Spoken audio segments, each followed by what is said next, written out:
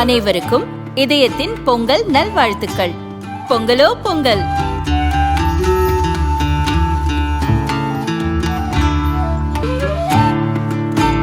அனைவருக்கும் இதயம் மந்த்ராவின் பொங்கல் தின நல்வாழ்த்துக்கள். பொங்கலோ பொங்கல்.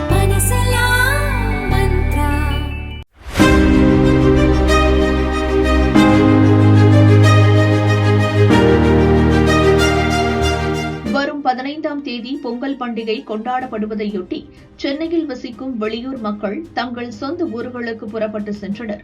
அனைத்து ரயில்களிலும் ஏற்கனவே முன்பதிவு முடிந்துவிட்டதால் அன்ரிசர்வ் கம்பார்ட்மெண்ட்டுகளிலும் கூட்டம் அலைமோதியது.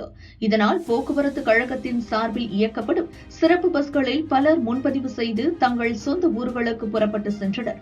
அது தவிர சென்னையிலிருந்து வழக்கமாக இயக்கப்படும் பஸ்கள் மற்றும் முன்பதிவு இன்றி உடனடி டிக்கெட் பெற்று செல்லும் கூடுதல் பஸ்களிலும் பயணிகள் கூட்டம் அலைமோதியது. போகி பண்டிகைக்கு முதல் நாளான 13ஆம் தேதி இரவு சொந்த ஊர் செல்ல ஒரே நேரத்தில் ஆயிரக்கணக்கானோர் திரண்டதால் கிளாம்பாக்கம் பஸ் முனையம் ஸ்தம்பித்தது. அங்கிருந்து நூற்றுக்கணக்கான பஸ்கள் புறப்பட்டதால் போக்குவரத்து நெரிசல் ஏற்பட்டது. நூற்றுக்கணக்கானோர் கார் உள்ளிட்ட சொந்த வாகனங்களில் சொந்த ஊருக்கு புறப்பட்டதால் கிளாம்பாக்கம் முதல் செங்கல்பட்டு வரை GST சாலையில் வாகனங்கள் வரிசை கட்டி ஊர்ந்து சென்றன.